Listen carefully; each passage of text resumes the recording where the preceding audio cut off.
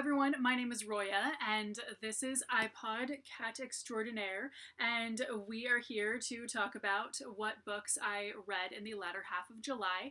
I read a whopping 2 books. I'm so sorry. My reading progress has just been dismal lately in the past couple months, but it's about quality, not quantity anyway. So most recently, I finished reading Consorts of the Caliphs by Ibn al-Said. I read this in just the last couple of days, right before the end of July. So just because since I only had read one book in the second half of July, I wanted to get one more in, so that was this one. It's only about 85 pages, so it was a pretty quick read, but it definitely was full of information, so it wasn't like a super quick read at the same time. But anyway, this is an old translated work about several women in the court of Baghdad. It just kind of has a sentence to a couple pages about each person and kind of what she did and all of that, and a lot of it is just kind of, she was beautiful and she sang well and whatever, but others of them actually had some kind of story, so it all kind of depends. So I didn't give this book a rating because it is so purely just informational, but it is definitely really interesting and a quick read, so yeah, I really enjoyed it. And the first and basically the main book that I read in the second half of July is Darius the Great Deserves Better by Adib Khorram. This is the sequel to Darius the Great Is Not Okay. I was not anticipating this one to be as good as it was because the first one was just such a tough act to beat. It's such an incredible, profound book that deals with so many hard topics and all of that.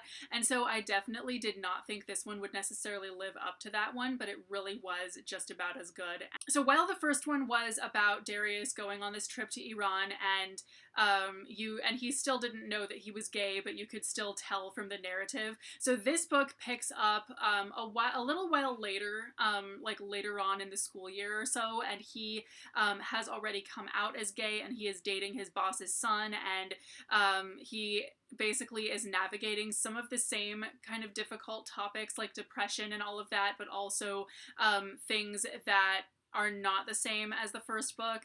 And so there's stuff kind of like his finding out that his career path is actually not really what it was cracked up to be, what he thought it was, or kind of what challenges he didn't foresee about being in a relationship.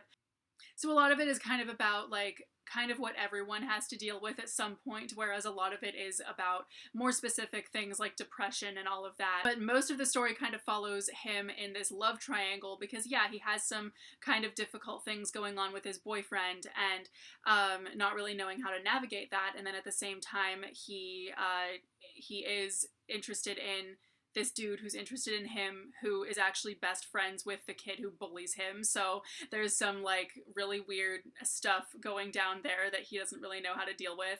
I, being a queer Iranian, just love reading books about queer Iranians by queer Iranians. It comes out on August 25th, so keep an eye out for it.